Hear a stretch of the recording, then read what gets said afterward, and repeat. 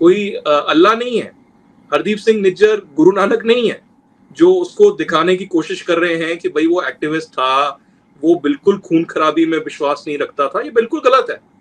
India के पास कई ऐसे सबूत हैं, हरदीप सिंह निज्जर के वीडियोस हैं, पिक्चर्स हैं, जिसमें वो AK-47 पाकिस्तान में तो दिख ही रहा है बहुत सारे बाकी खालिस्तानियों के साथ। वो ब्रिटिश कोलंबिया में भी AK-47 लेके घूम रहा है और आर्म्स ट्रेनिंग दे रहा है लोगों को ओपनली। और पिछले 6 से 7 साल से इंडिया बार बार उनको कहता रहा कैनेडियंस को कि इस पे एक्शन लो, लेकिन कोई एक्शन नहीं ले रहा।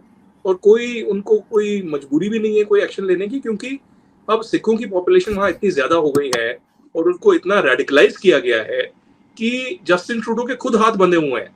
जो NDP जगमीत सिंह उनके पार्टनर हैं, वो उनको कुछ करने नहीं दे रहे। और जैसा आपको पता होगा क्योंकि आप पाकिस्तान में हैं, हिलरी क्लिंटन ने आज से 10 साल से पहले कहा था कि if you nurture and if you don't take any action on snakes on your backyard, then the same snakes will bite you. और यही कनाडा के साथ होगा। हम अफगानिस्तान और पाकिस्तान को तो बहुत कोसते हैं, तालिबान को बहुत कोसते हैं, लेकिन जो ऐसे देश जो बाहर दिखावा करती है कि हम तो डेमोक्रेसी में और इंटरनेशनल रूल ऑफ लॉ में बिलीव करते हैं, लेकिन पीछे आतंकवादियों को शह भी देते हैं और उनको इस्तेमाल भी करते हैं अपनी फॉरेन पॉलिसी की तरह, जैसे अमेरिका ने भी किया मुजाहिदीन को अफगानिस्तान में, तो वैसे ही कनाडा खालिस्तानियों को as a foreign policy tool इस्तेमाल कर रहा है हिंदुस्तान के खिलाफ। लेकिन ये ज्यादा दिन चलने नहीं वाला। बिल्कुल आप सही कह रहे हैं, बल्कि यही मैं आपसे बीच में पूछने भी वाली थी कि कई बार हमने देखा कि जिस तरह की स्टेटमेंट्स आई पन्नू की तरफ से, वो एक और जो वहाँ पे मौजूद है खालिस्तानी लीडर या खालिस्तान को जो सपोर्ट करता है, उसने ये तक कहा कि जितने हिंदू कम्युनिटी है वो सॉरी वो सारी यहाँ से निकल जाए कनाडा से। इस किस्म की बातें की जिसपे कि कोई भी आम अगर गवर्नमेंट होगी तो वो जाके उसको अरेस्ट कर लेगी, लेकिन कनाडा में ऐसा नहीं हुआ। और अगर मैं किसी काफी टाइम से मैं अगर किसी अपने इंडियन फ्रेंड से या किसी से बात करूं और वो कहते हैं जी कोई बड़ी बात नहीं है, कनाडा में हो रहा है, हमारे यहाँ नहीं हो रहा, होता रहे, तो क्या ऐसा नहीं है कि आपकी गवर्नमेंट ने और आप लोगों ने भी इस चीज को बहुत हल्के में लिया कि ठीक है कनाडा में अगर कोई इस किस्म की एक्टिविटीज हो रही हैं खालिस्तान को लेके, चाहे पाकिस्तान की तरफ से तो खैर हमेशा सपोर्ट रही, मैं कभी भी इनकार नहीं करूंगी, यहाँ से अभी भी बड़ी वाह वाह हो रही है टीवी चैनल्स पे, लेकिन ये है कि आप लोगों ने क्यों इस चीज को बहुत ज्यादा लाइटली लिया कि ठीक है हो रहा है तो होने दो, उसको पहले ही स्ट्रिक्टली अगर किया होता या जो आजकल उनके घर और बाकी चीजें सील की जा रही हो पहले कर दिया होता तो आपके ख्याल से कुछ बेहतर नहीं होता? देखिए बहुत अच्छा सवाल पूछा आपने आरजू जी, और इसका मैं स्पष्ट सच्चाई से और स्टैटिस्टिक्स के साथ आंसर दूंगा। पिछले 10 साल में इंडिया ने 26 एक्सट्रेडिशन रिक्वेस्ट भेजी हैं कनाडा को। एक भी एक्सट्रेडिशन रिक्वेस्ट कैनेडियन की सिक्योरिटी एजेंसीज ने या प्राइम मिनिस्टर्स ऑफिस ने उसमें रजामंदी नहीं की है। 26 ऐसे आतंकवादी हैं, खालिस्तानी हैं और गैंगस्टर्स हैं जो मर्डर में, जो वायलेंस में, जो कम्युनल राइट्स में और थ्रेट करने में, किडनैपिंग में, बॉम्ब ब्लास्ट में इन्वॉल्व है पंजाब में और बाकी जगहों में। लेकिन उनके खिलाफ कनाडा ने कोई एक्शन नहीं लिया, ना उनको अरेस्ट किया, ना उनको डिटेन किया, ना उनके PR या सिटीजनशिप को एंड किया और ना ही उनका एक्सट्रेडिशन हुआ। तो कहां से एक्शन होगा? और ये जो आपने गुरपतवंत सिंह पन्नू की बात की, ये इसके पास ड्यूल सिटीजनशिप है जहां तक मुझे पता है। ये कनाडा का भी सिटीजन है, ये अमेरिका का भी सिटीजन है। और अगर कनाडा जो जस्टिन ट्रूडो हैं वो पार्लियामेंट में आते हैं और कहते हैं जी हम इंटरनेशनल रूल ऑफ लॉ में बिलीव करते हैं, हम डेमोक्रेसी में बिलीव करते हैं, वो जो UNGA के लिए निकलते हैं वहां भी बोलते हैं जी हम इंटरनेशनल रूल ऑफ लॉ में बिलीव करते हैं। अगर आप करते हैं इंटरनेशनल रूल ऑफ लॉ में बिलीव, तो एक्सट्रेडिशन क्यों नहीं कर रहे आप? This is a test case for Canada कि आप जस्टिन ट्रूडो, गुरपतवंत सिंह पन्नू को इंडिया के हवाले कीजिए। इंडिया ने तो आपको सारे सबूत दिए हैं। पिछले 5 से 10 साल से पन्नू हर हफ्ते एक वीडियो बना रहा है, हर हफ्ते जो है धमकी दे रहा है। उसने प्रधानमंत्री मोदी के खिलाफ धमकी दी, उसने NSA अजीत डोवाल के खिलाफ धमकी दी, उसने फॉरेन मिनिस्टर जो भारत के हैं जयशंकर उनके खिलाफ दी और अमित शाह जो होम मिनिस्टर हैं उनके खिलाफ दी। उसके बाद उसने कनाडा में, US में, ऑस्ट्रेलिया में और UK में पोस्टर्स छापे इंडियन हाई कमीशन और इंडियन एम्बेसडर्स के खिलाफ और जो काउंसिल जनरल हैं उनके खिलाफ, और बोला कि किल इंडिया।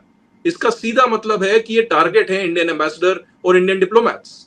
और यही नहीं, मेरी पर्सनल स्टोरी भी है आरजू जी क्योंकि मैं खालिस्तान पे, काउंटर टेररिज्म पे, जो कश्मीर में आतंकवाद है या पाकिस्तान से जो होता है उस पर बार बार रिपोर्ट करता आ रहा हूँ पिछले 15 साल से। तो कई सालों से पन्नू जो है मुझे टैग करता रहता था ट्विटर पे, मैं उसको जवाब नहीं देता था, मैं ब्लॉक कर देता था। लेकिन उसको जब फ्रस्ट्रेशन हुई होगी और मैं जब एक्सपोज किया खालिस्तान की बहुत सारी ऐसी स्टोरीज कि भाई आपको पाकिस्तान ऐसा ऐसे पैसा मिलता है, कनाडा का जो डीप स्टेट है आपको सपोर्ट करता आया है, कनाडा में ओवरली जो पॉलिटिकल पार्टीज हैं वो आपको सपोर्ट करती हैं। तो मई 2020 में इसने मेरे 2 ऐसे संपर्क वाले जो एडिटर्स हैं, एजेंसी फ्रांस प्रेस जो है AFP, उसके जो साउथ एशिया के यहाँ के न्यू दिल्ली के चीफ फोटोग्राफर थे, उनको फोन किया। उसके बाद उन्होंने मेरे जो पुराने बॉस थे BTVI में, एक बिजनेस चैनल है इंडिया में, उनको, एक बहुत ही सीनियर एडिटर है, इन दोनों को फोन किया और बोला कि इनको अपने आदित्य राज कौल को समझा दो। अगर आदित्य राज कौल अपना जो है डजंट बेंड हिज वेज, अगर अपने तौर तरीके नहीं बदलता, अपनी रिपोर्टिंग का स्टाइल नहीं बदलता, तो हम उसको मजा सिखाएंगे, we will teach him a lesson. ये गुरपतवंत सिंह पन्नू ने फोन पे उन दोनों को बताया। इसके बाद दिल्ली पुलिस में, यूपी पुलिस में, NIA में बहुत सारी ऐसी शिकायतें गई, उनकी तरफ से भी, मेरी तरफ से भी, और उस समय से मुझे सिक्योरिटी मिल रही है यहाँ भारत में, ये थ्रेट्स की वजह से।